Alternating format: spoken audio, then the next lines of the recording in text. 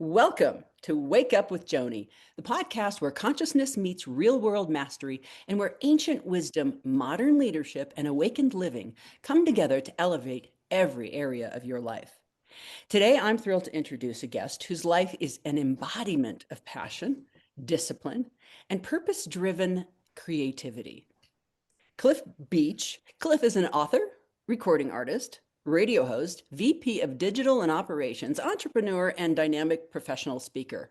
He's the powerhouse behind the acclaimed Side Hustle and Flow trilogy, three books that help you live your best life. And we'll talk about those and what the thread is there. Across all of his work, Cliff empowers audiences to do one thing: balance passion with purpose to create sustainable, soul aligned success. So get ready because this conversation is guaranteed to inspire you to take massive aligned action in your life, in your creative path, if you so choose. So let's dive in, Cliff. So excited, Joni. Thank you for having me. I'm excited that you're here. Yes, my pleasure. I always like to ask in the beginning, kind of, who are you? How did you come to do what you do? There's usually a juicy story behind it. Yeah, I love that. You explain all the things that I do, and there are always things cropping up. But I always tell people your life is non-linear. So when I started my adult life 20 plus years ago, a lot of things that happened weren't there. But I think the through line for me is that I've carried a childlike curiosity throughout life. I was a very curious child. I grew up in Washington, D.C. I grew up in a very loving family with my mom, my grandma, my aunts. We were very like soul centric in church. A lot of my family are ministers. So I grew up in that vein. But they always encouraged me to think for myself, think on my feet, be independent, never accept anything as the gospel, but go research it and figure it out yourself. So I was a very voracious reader in school. The bookmobile would come by and I would get all these books. And when I finally actually started to write my books, the Side Hustle and Flow series, it was really answering with curiosity a childlike question. But essentially, I wanted to figure out, why is one person's life amazing and someone else's isn't? And they really started from the same kind of path. They planted the seeds at the same time, but how does one go so far and some only go a little bit far? And so I wanted to be able to understand, like, what are the character traits that you need to cultivate and mindsets that you need to have, and ultimately, like, the choices that you decide to do. Now, the crazy thing is that all the time when I worked in research, I was getting my MBA at Pepperdine. I worked as a research assistant. I thought you have to learn how to ask the right questions.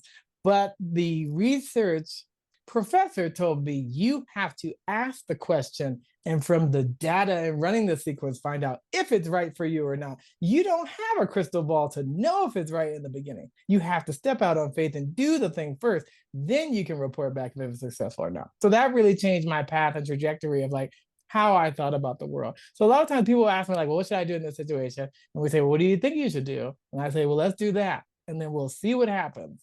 That's what science is. It's a hypothesis. We don't know if it's actually going to happen. But if we believe that it will, good intentions follow, that path. When you put the energy there and then you start to flow that. So like when you're in the gym and you want to work out, if you're thinking biceps and you're holding the weights, you will start to grow your biceps because you're thinking about it. The intentionality behind it is super important. But I think ultimately it all came down to really accepting this abundance mindset. The universe is so limitless, and all the things that are holding you back are your limiting beliefs, right? So you look at someone like the Wright brothers. How did they move from bicycles to airplanes? When they were a kid, they had these little toy airplanes and they said, why can't that be a real thing?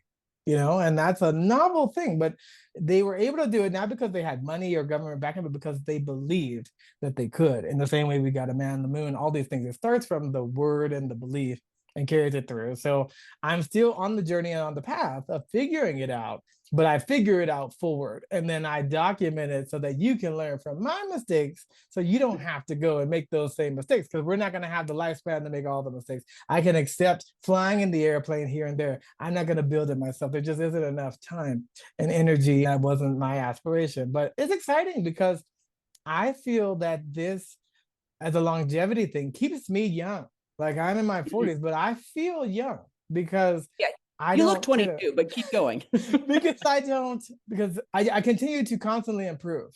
Never ending improvement. It's a mainstay of I don't believe the knowledge that I had 10 years ago are going to carry me into the next 10 years. So I have to continue to add to that knowledge base.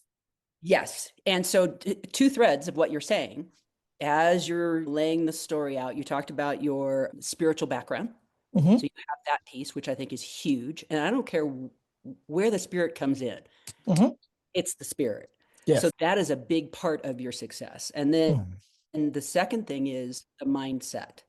So Yes. of abundance, of law of attraction. I don't Mm-hmm. think you said that, but it is Yep. tied into what you were saying.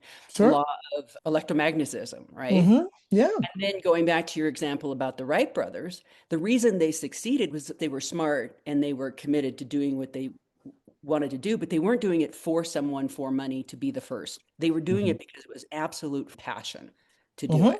Yes. All right. When you say side hustle Mm-hmm. and flow, let's just Yes. start there. What does that mean, side hustle and flow? Okay, so side hustle. If you've ever seen Shark Tank, I love Damon John. So the story of Fubu, guerrilla marketing from the streets. I'm a musician, so for 20 years I've worked in music, and I tell people we do what's called the Hollywood shuffle. You have to have multiple streams of income. You have to know how to do different things because sometimes something dries up. You have to move on. You have to do this other stuff.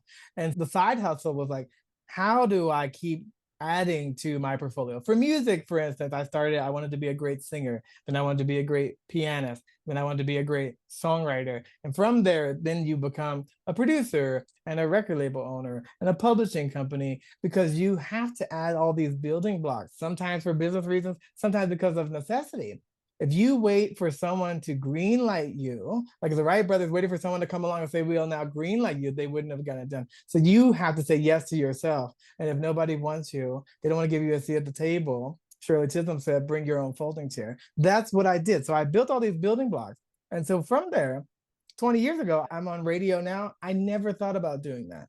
But when I say yes to certain things, I continue to go through. I was on TV, never had been on TV before. Someone said, do you want to be a houseman on television? Yes. Do I know how to do it? Absolutely not. But I'll figure it out as I move forward. And so all these things that I do, people would think, well, did you set out to be a multi hyphenate? In the same way people win awards, do you set out to be an EGOT? No, you set out to be the best you can be and continue to improve. And those things are just the accolades that come from doing the work.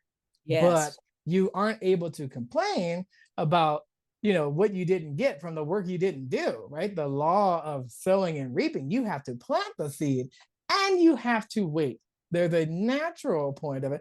For anything to come in, if you believe in miracles, there is no miracle if it can be done in the natural and if it can be done immediately. So as much of a miracle as like the waiting time and having the faith, believing that something's going to come, what it cultivates in you. They used to call it long suffering, but basically like patience and building that virtue. It will almost often be harder and take longer than you ever want it to be because that's just the nature of it. And when you say something's going to come, it may not be that something you thought was good for you, Mm-hmm. but it's something that is in alignment with your soul, the something that is Absolutely. good for your path that you can't see yet. Yep. As you're talking, three or four things popped into my head about when I have said yes, not having any clue how to do it. Mm-hmm. So I was working with a leadership company and he said, you're into this. Can you do a health and wellness workshop? Yeah, sure. Mm-hmm. And then I fretted and had my fears and am I enoughs and all the things. And same thing happened with the podcast, which I started 4 years ago, 5 years ago, 6 years ago. Oh my, 7 years ago. Yeah. Yeah, and it's still going, but it's like, say yes, I do YouTube videos with Second Act TV for people Mm-hmm. over 50. And Amazing. oh, it is amazing. But I said yes. I didn't know how or if I was going to be any good, but it's exactly what you're saying. So for people Mm-hmm. out there, look them right in the eyeball right now and tell them, go for it. Yes, not only to go for it, but that you will feel the fear and do it anyway. You will be afraid, and that's great. That energy will help push you along. But ultimately, if you don't say yes, somebody else will, and they will learn about it, and they'll say yes and they don't know. And it will always be uncomfortable because the true growth happens outside of our comfort zone. It's like you have to leave home to then go give prophesy at other places. And so it's interesting because you have to figure it out, but you know that things are able to be figured out, that somebody before you didn't know and figured it out and can tell you about it, or you can go through the steps and figure it out. Almost anything, if you put enough minds and money and time, you can figure it out for a lot of things. But ultimately, it doesn't even matter if everything you do is successful. You look at someone like Edison creating the light bulb, 10,000 experiments. It's like, well, yeah. People were like, well, 9,999 times you failed. No, no. I learned what didn't work so that 10,000th worked. See, the thing is that how many people give up after one or 10 or 100? Yes. You know what I mean? And so it's always, that's what I say, it's going to be longer. It's like you have the delays and the disappointments and the denials way before the end deliverance. That's the last thing that's going to happen, right? Because most of the people that you see that are successful, they just continue to go. So that was the side hustle culture of like continue to go, because perseverance is continuing when the feeling to do it has left you way behind, because it's so difficult. You're not going to want to do that every day. If you want to be in shape, when it's snowing outside and you put on the running shoes, you don't want to go out there. You don't become the everyman where you're just impervious to all these elements and natural laws, but you do it because you committed to it. And when from there, the flow was super important. It was like, how do you create this yin and yang? That the natural order of life, you see water flowing, that's good. If water isn't flowing, it's stagnant. And you have to be like water. That it shows up where it needs to go and where it needs to be when it needs to do it, but it's not trying to be anything. If you side hustle and you just hustle, hustle, hustle, you can burn out because you don't have the flow. Like when music, it's as much about the playing as the rest. They work together because if there's no space, you don't know. In the same way, God creates the universe in the 7 days of creativity in that model. I rest on the seventh day because I can look back and reflect on 6 days if the work was good. I can't say that if I'm just bulldozing forward. This is how people bulldoze through their wins. They don't celebrate those small wins because they're always just like the next thing, the next thing, the next thing. Now you have to stop. And then sometimes Yes. you stop to reflect to know, is this working or not? Do I want to make pivots and changes? You can climb a ladder forever and then realize it's on the wrong wall, right? And so there were all these things. I assembled all this kind of knowledge from different thought leaders and people that I admired. And it was all about how can I absorb all this information? And then how can I put this into a book so that if you don't read 100 books like I will in a year, you can now read this book and get all of this knowledge. Even though that I don't have all the knowledge, no one's ever going to have all the knowledge. But I try to just say, what's one thing that moves it just a little bit forward, just micro changes. I call it underwhelming yourself, because that's what happens. People start off in January and they say, I want to lose weight, I want to lose 50 pounds or whatever. And then by January 10th, they stop. Why? Because perfectionism. I missed a day and now I threw the whole thing out. And then also you get to quitter's day and then beyond. It's like, well, just keep getting back on the wagon and continue to see what you can do to improve. But if you're doing micro, so if you're not used to walking for 90 minutes a day, then just start with 5, then 10, and you can build incrementally on it. Because I think sometimes people try to do a lot of things at once, like the movie, Everything Everywhere All at Once, and that is so overwhelming that once you have more than 3 focuses, you don't have any, because you just can't keep up. That's why when you see someone juggling, I toss you 2 balls, maybe 3, you keep it going. I start talking 5, 6, 7, some balls are going to drop because you just Yeah. can't. And it was like, it wasn't until I listened to Pima Chadron, and she had this book that she had done this speech. And basically, she talked about like life being a bowl of frogs. And she was like, these frogs are hopping into the bowl. And she was like, if you get 3 at a time in there, that's amazing. You're not going to get more than that because the one is going to hop out. And if you want to get all your frogs in that bowl, you have to anesthetize them, but then they won't be frogs anymore. They'll just be comatose frogs. And so Are the you flow. saying to focus on maybe 1 or 2 things as your main, let's say it's a work thing, as your main work or career? in And that space and time. You can okay, alternate what the two or three things are, but at I any see. one given moment, you need to focus on two or three because Yeah. they'll start to cannibalize the efforts. It's like you'll dilute it by having too many things at once. So it doesn't mean the things you do now are the only three things you'll always do. But whenever you Got it. drop one and add another, you want to make sure symbiotically you have two or three at a time. Okay. Excellent advice. I have heard that you can only hold seven things in your head at once, which is why I have people make lists, like get it outside of your head. Otherwise, you're going through the list all the time. I need to do this. I need to do that. I need to do this.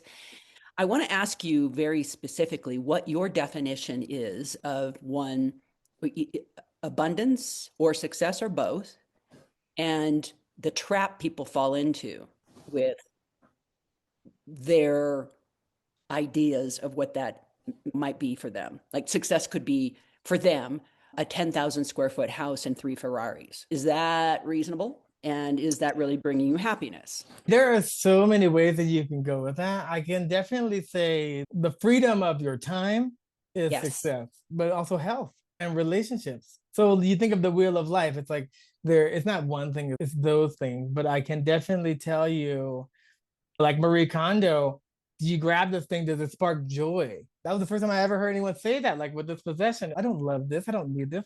It's just something I have. It's like, well, get rid of it. Because one, when you get rid of things, you have an open hand, you can now receive again. If you're so full and stacked, there's nowhere for it to go. Then the universe is like, you're satiated, you're good. There's nowhere to put them.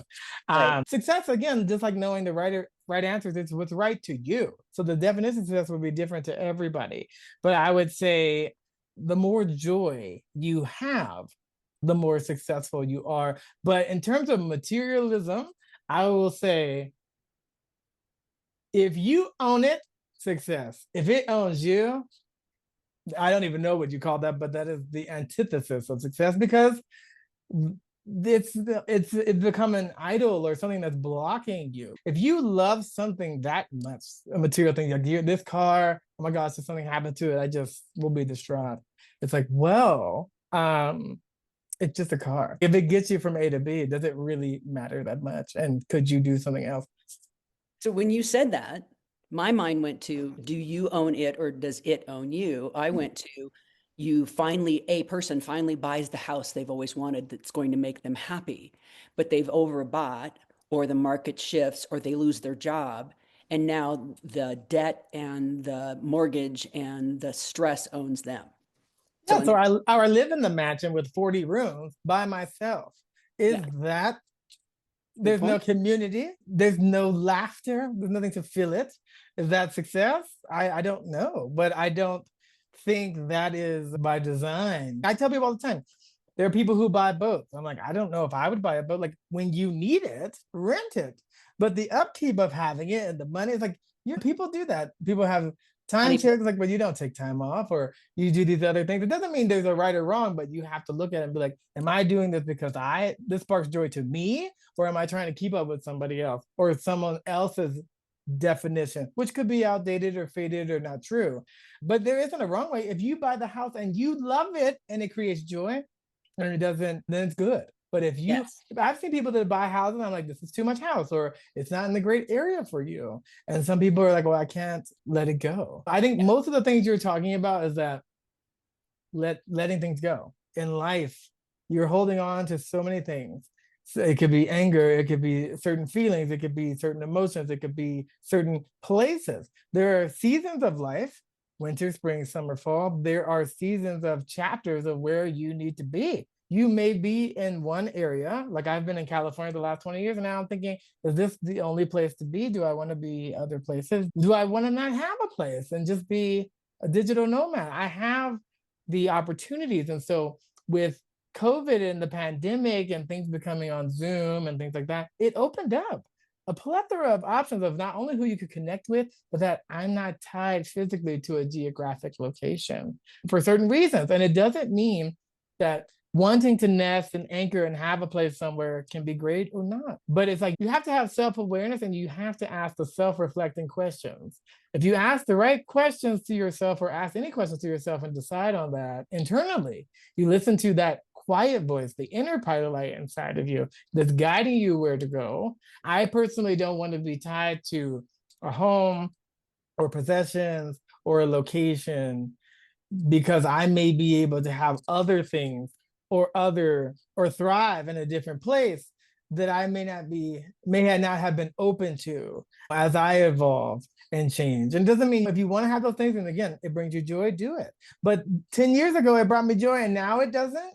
I can make a change. It doesn't mean that forever it's going to be the same joy or the seasons change. You might need something different in your life now, or you may love it, even appreciate it differently, but you still have to look at it and reflect. That's why you have to physically grab it, like Marie Kondo said, and say, does this spark me joy? Ask the question and then listen and decide. Let's pull a couple threads on that. I would like more questions for people to ask. So Yes. that's a great question. Does this bring me joy? What's another Mm. question they can ask themselves? In terms of purpose, which I think everyone should have, I studied Japanese culture and Ikigai. It's why am I here? What does society need from me? What Mm, am I good at? And what do I do that I would do for free? That's what people should do. Because as a musician, in the beginning, people said, well, you're not going to make money from it. You're not going to do that. You should do something practical, whatever. And you want to create a society of the most unhappy people with no culture, no art. Van Gogh didn't sell anything in his lifetime, and it's amazing. But he had to get that out of him, or he would have been crazy anyway. And so you have to have that.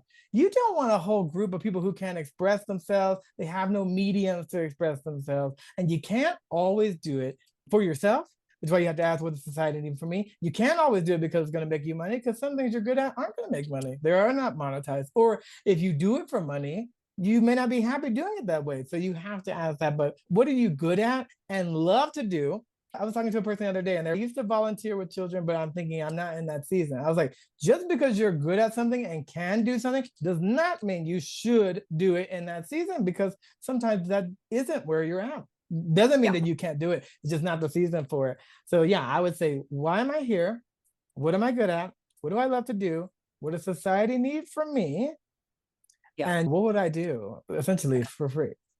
Excellent. I love it. I'm glad I asked that question.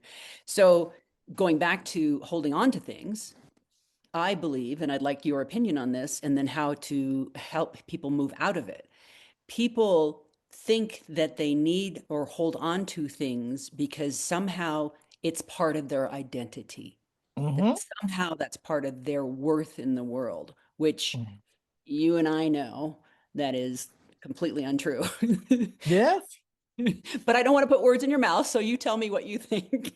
When I was trying to lose weight and get healthy, I was able to clean up type 2 diabetes and high blood pressure, high cholesterol. And it's a lifelong journey. I learned you have to love the foods that love you back. You have to love the things that love you back. If it's not loving you back, it's time to let that go. I also learned when I started doing Tai Chi and Qigong, I had for years no idea that your organs store emotions, your liver stores anger. I had never done any breath work to say, I need to let go and forgive this anger, this rage, for it could be very valid reasons. But the thing is that whoever has wronged me and have moved on and they have joy in their life and me being miserable, why am I continuing to drink that poison to make myself sick, hoping that they die?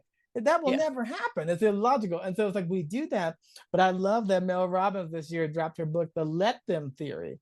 People, they walk out of your life, let them. People treat you wrong and you disappear, let them. Why? Because you're trying to control an uncontrollable. You can't control another person and what they do. So when they show you who they truly are and the universe says it's time to let them go, let them go. Because again, now with the open hand, the right people can come along. The right situations can come along. Years ago, I read this book, Mind Over Medicine, from Lissa Rankin. She was super sick as a doctor, couldn't get any help being a medical professional. And finally, she said, you know what? You have to write the prescription for your own life. She quit her job. It was too stressful. And there are so many people who have soul-sucking jobs, nothing in their purpose. They do it because someone told them to do it, or they thought that was the thing to do. And it's not you were wrong about making decisions then, but if it's literally killing you, if the stress, because for years I thought you want to limit your chronic stress. And then finally someone said, no, you have to eliminate completely chronic stress. If you're working a job that's that stressful, and I'm not talking about a life-saving job, I'm talking you're working at a desk and your boss is a tyrant and they're not good, it's just time to move on. And Yeah. so the let them theory allows you to say, you know what, it's okay. It's okay. In the same way, as a manager, sometimes you have to let them. You have to free some people to be like, this is not the place for you. This is not the job for you. It's not a personal attack, but you're just not wired for this. I have a person who is a nurse. She does not like working with people. That's probably not a good job. Or you're a teacher and you want to yell at kids, they stress you out. Maybe not the place for you. Maybe administration is. Doesn't mean your heart's not in the right place. I think we just have to, as an adult, you have to push back on everything you heard from anybody else and figure out for yourself if that information is serving you. Zig Ziglar, who I love, he had this great analogy of his wife would always cut the end of his ham off. And he said, I paid good money for that ham, woman. Why did you do it? He said, my mom always did it. So they go to mama. Why do you do it? She says, I don't know. Grandma did it. They go to grandma. Grandma, why do you cut the end of the ham off? She said, I don't know why you do it. My roaster was too short. See, the thing is, you passed down this, and now people have made it their gospel. In the same way, you had a great thing that you asked me. You said something about how people make it their identity. People do that with illness all the time. That's my Yes. diabetes. Oh, that's my diabetes. Now you can never be free of that because you have now let it take up Own it. room in your Yes. life. Until I said, no, that's not my diabetes. These are the things of diabetes happening to me. I'm just an angry person. That's an identity. Now you're just going to be angry all the time. You're going to be raging out an Incredible Hulk and ripping up the shirts. That was an angry moment. And the same day, people are like, I have good days and bad days. I have only good days. I choose to have good days. I have bad moments in a day, but I don't make it the whole day because Yeah. that would just tarnish. That would make me not have to find any gratitude in a day. And I want to be grateful every day. And so And I it think, gives you yeah. an excuse, Mm-hmm. right? To continue to be angry, to continue to stay the same, to not do the work to evolve. And it's all you know. So it's like you're afraid of like, oh my gosh, if I let this go, who am I? Am I? Because it's Yeah. my identity. Yeah. Absolutely. I was talking to a teacher just this morning, one of my coaching calls, and her pension, she'll get it in 2 years. And she's counting down. I said, no, no, no, no, no, that's not how this works. It's how can I bring joy to this day, every single day, and in this moment, and in this day, and then this day, and in this day, so that on the final day, it's like, oh, not slogging into the finish line, but being of service to herself and her children to her absolute utmost. And then she gets to have the experience of, in the Toltec wisdom, it's every day's your last day, basically. Live it that way. How are you going to live it? And so she was blown away. She's getting a whole new calendar. I totally get it. Go ahead, finish out those 2 years. You've worked hard for that pension, and Mm-hmm. and these children will get a different you, a different experience of you when you're coming to it in a different way. And that Exactly. people in our lives are going to get the same thing. We approach life with joy and accountability. Talk to me about accountability. A lot of victims out there.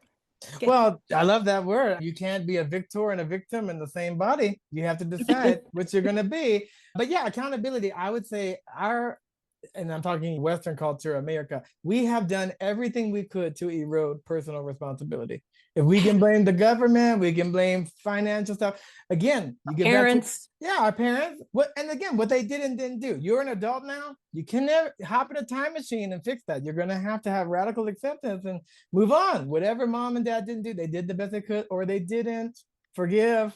We have to be moving forward. Well, it's like when I was a kid, I would play the original Mario Brothers, and I tell people that's life. When you go back, can't, right? He has mm-hmm. to go that way. The princess and the castle forward. That's the only way. And so accountability, you just can't get as far in life if you're not personally responsible. If you don't believe that you can affect change, because that's so the curiosity question from the beginning, why is one life better than another? Is the same thing. Why is it that someone can thrive in the worst situations, in the financial downturn, in the worst government? If they can do that, then that means that it is possible to do that. Like Roger Bannister, you can now run under a 4-minute mile because someone did it and proved you could. People thought you couldn't until you could. And you have to always attempt the impossible to make it possible.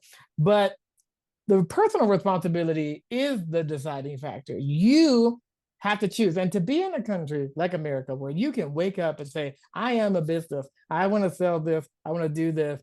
You don't have to ask anybody, you don't need approval, you can just do that. That's amazing because not all countries can do that. And so I think part of it is how we're groomed and raised, but also most of us are educated in public school. Public school and education was meant to control. It was not meant to creatively think. That's why you look at the work of Sir Ken Robinson. He says in kindergarten, who wants to dance, who wants to sing? Everybody lights up, raise their hand. That's joy, right? Mhm. By the time you get to 12th grade, how many people? Less than 5%. You've now eradicated joy out of 95% of the people, because now joyless, soulless people can go work in an office and get paid whatever, and they're not going to make waves or say anything because they weren't taught to think or speak up. I think personal responsibility allows you to be able to say, no matter what did or didn't happen, it's up to me now. I'm going to put the S on my chest and the cape because I am that Superman, Superwoman, because no one else is coming. That's all you can do. But it's like we all start from somewhere. We're all just a kid from somewhere. And we have our entire lives. That's why I love that you're working with people over 50, because that's a great time to start. Colonel Sanders didn't start frying chicken until 65 because he didn't like his pension. And that's why pain and those life lessons push you to move, to make something of yourself. If it was easy, everyone would be rich, everyone would be skinny. We know that's not easy, but it is possible. And so I think the personal responsibility allows you to do it. And I always say, just shoot for the moon. If you try to get to 100% and you only get to 50, you're still way better than zero. And you weren't going to do anything before. And getting mentors, going out there, getting a coach, talking to someone who knows, who can help you get unstuck. Because most of the world is stuck in inertia, right? And inertia creates more sedentary lifestyles. You know, the world of people who live over 100, they move every day. They use their body the way it was intended, to garden, to laugh, to commune with people. And when you do that, it's going to spark in you joy, and that joy is going to spread and spark in you other ideas. I tell people, like, the Bible says, be fruitful and multiply. When I was growing up, people, that all this meant have a bunch of babies. I was like, my music is my babies. These ideas are my babies. They spring up in people I will never meet. And so that's what we're all created to do. We are created by the creator, by the universe, to create. So when anyone tells me I'm not creative, I say, who told you that? That's a lie. Everyone can create in any permutation of how you want to do it. We naturally were designed to create. Now, again, the education system beats that out of us, which is why we don't have as many. But it doesn't mean that just because you didn't the last 50 years, you still have years in front of you. You can still pick up that paintbrush like Grandma Moses in her 80s. And she was one of the best world-renowned painters. They said if she started at 20, she would have been the most famous painter of all time. So Yeah. you can do it. Yeah. So the centurions, the over 100, they did a study and they found that it wasn't necessarily what they were eating exactly, but it was the lack of stress, Mm, zero systemic stress, stress. And so what they were eating, it was nourishing their bodies. What they were doing, being in the garden, as you said, they were connected to that. So there were two huge things that I want to talk to you about. One is your health journey, because you had type 2 diabetes and then you mhm, reversed that. So that has everything to do with discipline and attitude and choice. And I mhm, think for me, it's becoming an ally with the body mhm. as opposed to fighting it. And then the other piece that I want to talk to you about, you mentioned community. Remember the mansion with the 40 rooms and there's no community? I want to talk to you about tribe and community. So let's Yeah. start with the health piece. Well, the health piece. So the interesting thing is that I had to, for better words, I had to push back against Western medicine. That's why I started getting to Eastern philosophy, Eastern medicine. They were more holistic. And I heard it described this way. They said in Western science, you want to learn about a frog, you pluck it out of its environment, you put it into a sterile environment, you kill it, you cut it open, you'll know all kinds of things about a frog. In the Eastern philosophy, we go study in the habitat of the frog. Why? Because I want to know if that frog had a girlfriend, and I can only know if I go to the lily pad. And so that's what the difference of Western and medicine does. So in Western medicine, we cut, we dissect, we surgery, we're great. You have cancer, Diagnose. we eradicate, we'll do it. But what got you there and what changes you could have done to help with that earlier and also reverse it, reversal was almost never talked about. My doctor actually had to end up leaving because he told me at the end, even after losing the weight, he would never take me off medication. And eventually everyone will just have medication with a vitamin. We'll all just take a pill. We'll just all be on pills. And I didn't believe that. And it wasn't wrong. It's like what you learn about Western medicine when it comes to like your body and diet, they don't study as doctors what you eat. It's like very little, if any, elective hours of the 8 years of medical school because they don't focus on it. So the preventative care has a long way to go. But again, you have to be your own best advocate because even the best doctor, they don't know that body. You've been in that body 40, 50 years. Who knows more about that? You're the only one that can say that. You're the only one that actually feels it. They can imagine, they can speculate, they can predict. When I was born, I was premature. They said, well, this person is going to live. And then they said, well, if he does live, he's going to be severely retarded and all things. None of that happened. But that's what they predicted. And now, if my family believed that, it might have shaped me different. Luckily, they had faith. So we're going to pray about it. We don't believe that.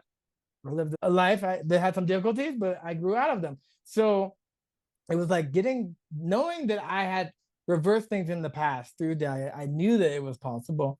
And I knew that being extreme was going to do that. And it was funny because you asked me, like, how do you have the discipline to do that? Well, the nutritionist hands you a list and they say you can have any food you want if it's on this list.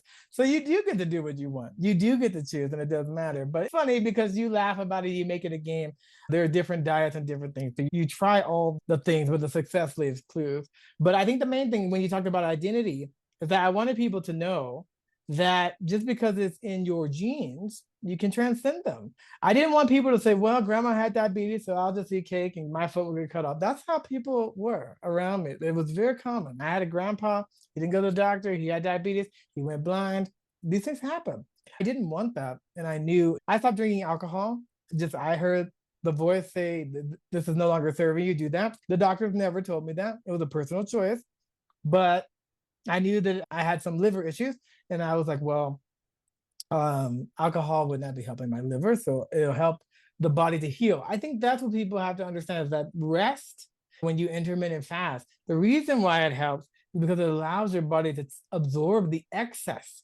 Digestion is difficult. That's why in fight or flight, you stop digestion. People don't realize like those autonomic processes. It's like running all the apps on your phone. You're like, why is my battery constantly draining? You don't realize it. We're trained to be unaware of those things and groomed in us over years and years of pushing it out of our conscious mind, but it's still affecting us. I just think that people have to understand that you can just do a little bit better and that you can speak up for yourself. Also, in Western medicine, compared to Eastern medicine, like the time they spend with you, like you spend so little time, 3 minutes with someone, they look at a paper for a second, they say, take these pills. You have to really sit with the person to know them. If you were trying to date someone and court them, you can't do that in 5 minutes. You're not going to know everything about them. And so it's just like doing that. But the markers, seeing it over time, we have ways to be able to track that. Pre-diabetes starts creeping up, right? To get to diabetes. But if you don't go and get those checkups and see the markers, sometimes they don't do anything until you cross the threshold. Oh, yeah. You could have prevented it earlier. And also, there's a term post diabetes, right? So if I'm pointing to the right, I'm creeping from pre-diabetes to diabetes. Post diabetes, which looks now going back to pre-diabetes, they didn't even have a term that I'm going into remission. It's now only coming up as post. I'm to the left going backwards to get better. But it's possible. And it doesn't mean that everything can be reversed, but things can be mitigated and they can be helped. And ultimately, even if you change the diet and do other stuff, you'll still be better off than not making those changes, even if the numbers don't move the needles. Your countenance and your spirit will change for sure. Yeah, you have more access to your own energy and your own spirit. Mm-hmm. I did something recently, which I don't know if you've done this yet, but I put into Chat GPT. Oh, yes. I put in all my blood work. I put in recent tests. I put in my age, my health, all the exercise, all the things, put it all in there. Woof. And I said, what's going on? It was fascinating. And it wasn't even minutes, it was seconds, within seconds. And I heard on another podcast that right now, ChatGPT or AI is about 60% accurate. Mm-hmm. Human doctors are around 20%. Wow. And that AI will get to be about 70%. And I'm not saying for people out there to, I'm saying use it as a tool in conjunction with the human out there, the doctor. Essentially, it told me to sit down. Just relax. You're fine. That's amazing. It was amazing. It was really amazing. What I've always been told and understood is that Western medicine is really great at the diagnostics. Mm-hmm. If you need surgery or if you need these giant tests or whatever, great, amazing. But the treating part is the Eastern medicine.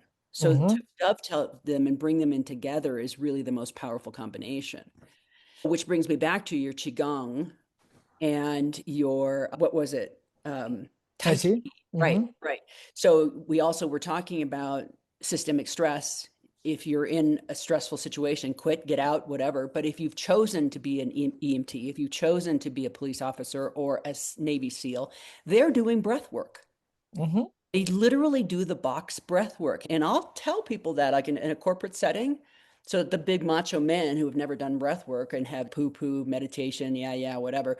I'm like, the Navy SEALs do it. Mm-hmm. You're tougher than them. So talk to me about how that has changed your relationship to your body. Can you feel what's going on in your body now? I mean, to me, it's just fascinating how I just thought I was like a blob of two arms and two legs, and I'm just walking through life. But all these miraculous things are going on inside. Yeah, well, yeah, it all started on the journey because I started getting acupuncture at Mm, this school, and then the school had a community clinic, and then the clinic opened for people to start learning about Qigong and Tai Chi. So it was a great introductory of like, oh, we're doing it upstairs, come in the morning, and then get acupuncture. So I started doing that for about a year, and they feel your pulse and they check your tongue and they do certain things. And what you learn when you're stressed, I remember years ago, I got one of my ears pierced, and they're like, people stop breathing when you go through something like that. And you don't notice it, but it's like that you're holding your breath so mhm, much of life.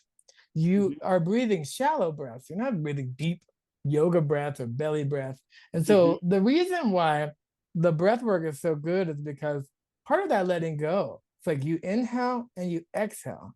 And on that exhale, right, you breathe it in as oxygen, you release it as carbon dioxide, right? So I'm taking in what I need and I'm giving out something that I don't need, but the trees need, right? So you're doing all this breath work and you're blowing it into the trees. You're putting all those emotions and negativity out into the ground, not into people, but you're getting it out there so that you're able to free up the space. And what that does to every cell that needs that breath, right? You're just getting so much more of this O2 that can fill your lungs, fill your blood. The thing is that you forget that the body is a system. It's an yeah, ecosystem and everything is connected. If you stub your toe, you're like, wow, I feel it everywhere. Yeah, because the whole body is connected, right? And so that community tribe is part of that connectivity, right? There's a reason why you can't know all the knowledge or do all the things. I was doing some home projects with another person, and they weren't possible by yourself. It'd be so difficult. You just need someone to steady it and hold it and hammer. I needed four hands. And the reason why it's like that, there's that metaphor where they show heaven and hell, and they have these, everyone's eating and they have these super long spoons, right? And in one scenario, no one can eat because they're like, the spoons are too long. And in heaven, everyone's feeding each other, right? They learn never how, seen that. yeah, they learn how to do that. There's beauty of being by yourself, obviously, and rejuvenating. And some people are introverted and that's how they recharge, all good. But there's always the point of needing community. And that's why doing the Tai Chi and the Qigong allowed me to be in community, to be with like minded people. And the vibration that you feel when everybody is doing that is different than doing it alone. And also, again, letting it go. That was the first time anyone said that are you harboring this feeling or this emotion? It's stored here and you need to breathe that out. And we did it in every system, and the lungs and the kidneys and the thing. And that's why diabetes, which has a lot to do with the pancreas, has a lot to Mhm, do with the liver, right? mhm. So people think, oh, I had my gallbladder out, but I can live with that. The body is a system. My mom had her thyroid out. Now she's going through menopause, so all those different hormones and stuff. I was like, you're going to have a different experience because you're missing this organ, right? So, yes, Western medicine, can we take it out? Can we eradicate it? Sure. But it's a yin yang. You take out one thing, it's going to show up in a different area. That's why I love reflexology. All these places in your foot, they're like, these are all your organs. I would never think of the foot to be your kidneys and your liver and your pancreas or whatever, but the body is connected. It's Right. connected in multiple ways. And if they've been doing these things for hundreds and thousands of years that have created longevity and joy and peace, don't forget Yes. peace, joy Yes. and peace, the balance of that is it's good to do it. They work with your feet, and every single point on your foot corresponds to, say, a tooth or an elbow or a kidney or it's very powerful. Yes. I totally agree. And the other thing about the breathing fully into the lungs, we breathe too shallowly in this. Absolutely. A lot of sitting going on. But what I heard the other day was older people, for example, they breathe too shallowly. And then when they get sick, they end up with pneumonia because they're not breathing into their lungs. So, folks out there, breathe all the way down into your bellies. And then the piece about the community, what I wanted to, and you touched on it a little bit, but in my head popped in two scenarios. One is the only child in a wealthy family with a 5 bedroom house, and then the one of 6 children with the mom and dad in a 1 bedroom apartment. And why are they happy? I mean, of course, it varies from house to house and everything, but they can be incredibly happy in that community, in that tribe, in that space, depending on how they treat one another and how their attitude toward life. And then the spoiled, very focused on, and then that made me think in today's society, we're not having 2.3 children. We're having 0 children or one. And so there's nothing wrong with being an only child. I know happy, well adjusted only children. But what are your thoughts on my rant? Well, I mean, I think you have your friends, you have your family, you have your community. It's like the African proverb, it takes a village. It's because it's a full community. There are collectivist societies where it's everyone's children, it's everyone to educate, it's everyone to mentor. And so I think you can be an only child and with your parents and still be a part of community groups and support groups and other things in school to be able to have that. And there are people, yes, who may have less but they have a lot of love and they live in a one room thing with 6 people. There are other cultures who have less, but everyone has so much joy. They have so much happiness. They have so much thankfulness and gratitude. I always tell people I learned you, with other people, 2 or more, you double the joy, but you split the burden, right, in half. And Mm, so sharing that load, being able to, families that come home and they talk about their day and they have dinner together for kids, that is not only communal, but that keeps them more intact. Why would they be an only child and they end up in a gang? Because the gang became their family, because they yeah. ate together, because they were communal. It gave them a place, because we all have a sense of belonging, right? We have to figure out, where do I fit into the world? And but I only fit into the world in relation to the rest of the population. It's not just me. I'm not on an island. And so I think it doesn't really matter. You don't get to pick your family in the science to that degree. If you're only child, you're only child. If you have five, you have five, and they all have pros and cons and different things that you learn. But that's why it's good to be able to. I tell people that you have the family that you're born into, and you have the family that you create. And so, Yeah. as an adult, you get to wave a magic wand and say, "This is my family." I get to make them and curate what I wanted in my life. Because sometimes in families, you don't have a lot in common. You accept being blood related. I also, my great grandma, my grandma was adopted. There was no one closer than me than my great grandma, and we had no blood relation. So it had nothing to do with that. It had Yeah. to do with the love that we shared and the bond that we built over many, many years. And I still champion her life when I get to talk about her as I am now. Hopefully, with your family, you build great relationships. No matter what you do, it's going to take work. No relationship is easy. There's a part of us that always says, like, it's easier alone. That's why, yeah, you can definitely get further faster by yourself in some situations, but you can go for the distance alone. Like, we were only able to survive as a species by having a community. That's what kept us alive. We would have got plucked off one by one by predators if we didn't build a tribe. Yeah. If you look at it, that yes, being in a relationship is a university setting because you're constantly going to be triggered and have mirrors and things come up. And rather than go, oh, it's their fault, going back to the victim victor, it's more like, oh, wow, great. Another opportunity for me to see where I need to work on myself. It Yeah. took a while to get to that place, by the way. It does. And also, there are going to be people who, some people need more care, right? If you could just find all easy people who were easy to love all the time, that would be great. But life's going to send you some people who are going to be hard to work with, hard to deal with, but there's a lesson to learn. And sometimes you don't realize that person and everybody on the world is fighting a war inside that only they know. You don't know Mm, what's happening in their life. And I can almost tell you when you look at a person and you see their inner child screaming at you for whatever reason, it has nothing to do with you. This is yes. some hurt from a long time ago that they may or may not deal with, but you don't have to take that on. Doesn't mean you have to be like a doormat or a dump truck, that kind of thing. But I can always say when you get to people, like I remember when I met my best friend, we did not like each other in the beginning and we had a misunderstanding. And eventually we became so close. We're like brother and sister. But it was because we could be wrong. Whatever we thought, when we got back to it a couple weeks later, we said, I don't even remember what it is. Like, why would we even be upset about the thing? It doesn't matter. And we had so many layers, right? When you're deep in relationships, and you're not going to have deep relationships with everyone. Most relationships you have are superficial. The inner Mhm. circle, you have less than five. That's why you have Yeah. five fingers. Because you can't. You cannot have thousands of people. I think what society has done, like social media, is you call people friends. They're acquaintances. You don't know them. I've Yeah. known people in LA 20 years. I don't know anything about them, never been to their house. They don't know anything about me. They know what I publicly shared. They may know some stats, a rookie card, cool, but that's not a real inner circle person. Inner circle Yeah. person is if we're on an island and trapped, we can make it and we really deeply, because people are onions, so many layers deep. It takes a long time to build the trust to Yeah. get to that level. But if you show up in people's lives and you say, what can I give? That's going to be infectious to almost anybody. Everybody will take. Now, you can't just be taking from everybody because you can't be depleted. It's like with health or anything else, you have to keep your teapot and your saucer and your cup full, right? For years, you burn out because you gave from your cup and your cup is empty, and then the saucer's empty and the teapot's empty, and now you got to borrow from someone else's teapot. That's how people burn out. It's like they Yeah. don't realize like, you have to keep your full cup.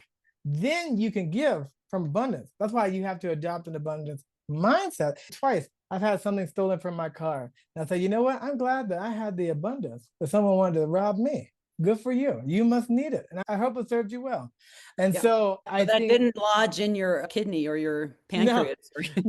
no. But it's fascinating because I have been in situations with community, joining groups and doing things that I never would have done alone.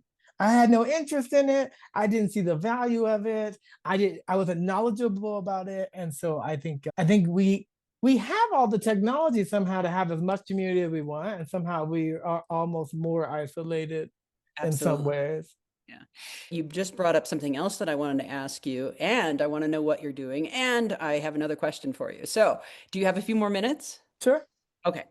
Let's pull the thread on that, the technology piece. What would you say to people out there that are spending, I'm talking cross-generational. This is not just Gen Z or whatever. I'm talking about grandmas are sitting there on their phones, lost in TikTok, hours on end, and the grandchildren are not connecting. What do you say to people out there? How do we protect ourselves? What's the discipline that we can still have the digital connection, but not have it have us. Going back to, Exactly. Right. Yeah. I've met many people and they said I had to delete the app because I was just on it all the time. I'm like, oh, I've never done that, but I was like, it's on my phone. I go into it when I need it. I go off when I don't. I would say, do you have purpose and passion in your life? That'd be the first thing. Because I think if you're busy about your busyness and you have things to do, you will be less doom scrolling and stuff because you just wouldn't have the time. I think people sometimes with their relationship to time don't realize that they have less than they think. There's a finite to life in general, that there's an end date. And so with that, how much do you want to learn? How much do you want to know about a person? How deep do you want to go with them? Then that takes time, right? So use the technology for what it could do. Not a person who says utilize technology or I push against the technology like AI, for instance, because I know that it's a tool and can do that. But the tools are amoral, right? They're not good, they're not bad, they're what you make them, right? If I use a rock and I make food, great. Use the rock and I kill a person, totally different. Same rock. And the rock, it didn't do it, it was me. So I think it's just people, if they start asking those questions about their purpose and what they're good at and how they can be helpful and what society needs, then they'll start down a path of working on that. and be so fulfilled that they won't have so much time to do that. It doesn't mean that you can't have it any of the time. It just means it's the icing, not the cake, right? So figuring out balance for your life, I used to call it balance. Now what I call it integration. How does it all work as an ecosystem together? So if you're using Instagram or TikTok and it's helping you build your business or connect with people, amazing. If it's making you more anxious or disconnected, then don't do it. If it's not loving you back, don't do it. In the same way, like people turn on the news, I listen to news. People say, well, you're not going to be informed. It's like, hey, look, if I need to be informed about it and it's that important, it'll come to me. I will find out. Don't worry. But it's not like I turn on the news and they're just giving me so much good information and positivity and joy that I just do. Who's not loving you back? No, because if it leads, it bleeds. The Right. death toll's going up. We want to talk about that. I'm sure Right. there are great things that happen. They don't. There's no excitement to that. If you watch the movie and everything's good in the beginning and the middle and end, no one's gonna make that movie. It's just not worth. We need tragedy and then triumph. That's what we want to see. We push that out there, but I don't think there's a right or wrong way. But if you are grandma with those grandkids, it's like you want to be able to spend the quality time with them. And I tell people all the time, it's not about the thing that you do. It's about the togetherness. You could be at Disneyland. It's like when I was a kid, we didn't have all of the technology. And so you just went outside and you made up games. You have a stick, you draw something on the ground. Everybody was having fun. We didn't care. You had a ball. It could be all the kinds of things. I do not envy, Cliff, the parents that are bringing kids in today because Facebook came along when my kids were around 10, 12, something like that. And I failed epically in a few ways because I had no idea how to protect them and everything turned out okay.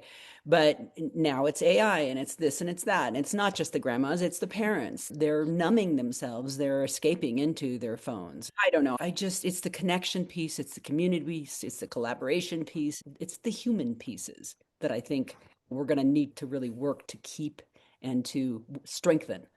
Yeah. Yeah. That tuning out is important, though. Now, again, society is teaching you to tune out because you become more controllable. And so they're focusing on that. And the same way, I met someone, you don't see as many stay at home moms, but they're like, I want to be a stay at home mom. I was like, my mom worked. So I didn't, at first I was like, everyone should work. But now I was like, no, I get it. Why would you want to, if you could, outsource your kids to someone else to teach them what they want to be? That's your kid. And so I was like, I get it. And I'm not saying that you should do one thing or the other, but I was like, but I understand why a person would want to do that. It's like, you don't want to outsource the television or social media to be the babysitter of your kid. That they will emulate and parent and learn from whatever they see the most. And it literally changes their brains. If they're on pads at 2 and 3 years old, it changes their brains. I want you to please remind us, where can people find you? Are you coaching individual people? What's coming up? Tell me what's going on with you, and then mention your books again and where they can find them. Sure. People do ask me to coach. I have a few people that I coach. It hasn't been like a major thing that I do because I also physically do a lot of things. People can always reach out to me at Cliff Beach Music on all the social platforms. They can email me, cliff@sidehustleandflow.net. I blog 5 articles a week for free on sidehustleandflow.net so people can see the articles there. And the book, Side Hustle and Flow, Shape Up, and coming in February, the 3rd, The Daily Grind. They'll all be out on Amazon and Audible and all the places where books are sold, and notebook, etc. But it's exciting to be able to do these mediums and get it out there. I just want people to have hope. I want them to be able to believe in themselves and to believe that today is the day to get off Sunday aisle, do the thing, just do the thing. Do the thing. Yeah, just do the thing. I love that. All right, are you ready for the last question? Sure. Okay. How do you recommend that our listeners go out and live their most alive lives? How do I recommend them to live their most alive lives? I think it's going to sound morbid, but I think like the person who was retiring, think about death. Think about the legacy that you want to leave. When I did a podcast, and that became my radio show, I asked every musician I interview, what is your legacy in the future you want to be?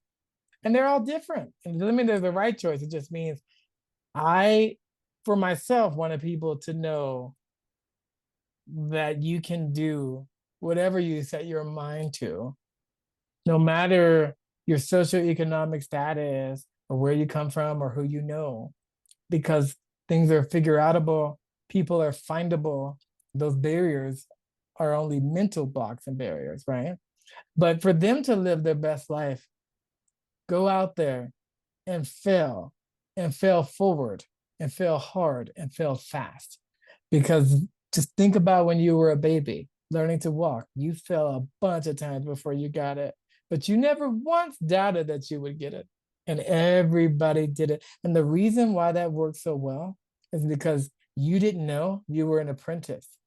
You surrounded yourself by people who knew how to do it and you saw them doing it. And that made you believe. In the same way you learned to speak so quickly because you parroted everybody who were experts at speaking that language.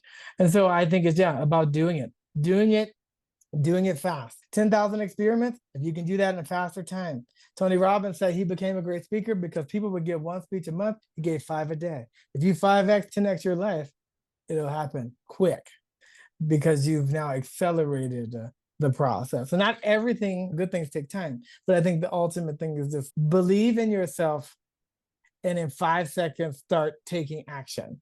5, 4, 3, 2, 1. Put the shoes on, go running. 5, 4, 3, 2, 1. Send that email. Go look up that person. Set up the coaching thing. Whatever it is, go do it. Because if you don't do it in the first 5 seconds, your mind will give you 100 reasons not to do it, but you only need one compelling reason to do it because you Perfect. believe you can. I love it. I love it. So, what is the podcast name? What is your podcast? Podcasts on the radio show are called Deeper Grooves, and you can check out the Deeper Grooves radio show on the SoCalSound.org. Nice. Nice. Okay. And what do you play? What are your instruments? I bet you do. Oh wow! Oh my gosh, we didn't even talk about music, but yeah, I know. I sing, I play keyboard. I have a 9-piece funk band, and we have at least 10 or 12 albums out on all the streaming platforms, so people can check that out under Cliff Beach. And yeah, I just love. You talk about vibration energy. I love it. I'm totally going to Spotify and I'm going to download you. What is your genre? What is your focus in your music? I do funk, soul, R&B, blues, jazz. I call it like all the American roots. Wow. Did you know Malcolm Jamal Warner? Yes. Yeah, what a good man. He was my Mm-hmm. neighbor. We lived next Wow. door to, I know that was devastating, but he was a beautiful musician. Just, Yes. Yeah. yeah. Grammy winner, of course. Yeah. It's the Uh, same sort of musical roots there. So I thought maybe you'd know each other. Yeah. uh, Maybe we'll have you back and we'll talk only about music. So we'll see how that goes. But thank happy you. to. Thank you for being here and sharing your energy and your aliveness and your excitement about life. You said something in the beginning about it's not necessarily new information, but it's important that it be told with your voice so Hmm. that people can hear that are ready to hear it from you. I'm really excited you're here. Thank you for joining us today on Wake Up with Joni. If today's conversation with Cliff Beach lit something up inside you, a desire to step into your authentic power, create with purpose, or finally make that change you've been whispering to yourself about, then I invite you to share this episode with somebody that you care about and go out and get his books. They'll be in the show notes. The more we give, the bigger difference we can make. And if you haven't yet picked up my book, Stop, Look, Choose Your Journey to Peace and Freedom, a guide to awakening, aligning, and consciously choosing your life, go out and get that as well. And if you're ready for deeper support, clarity, or accountability, and a powerful shift in your inner or outer world, coach with one of us.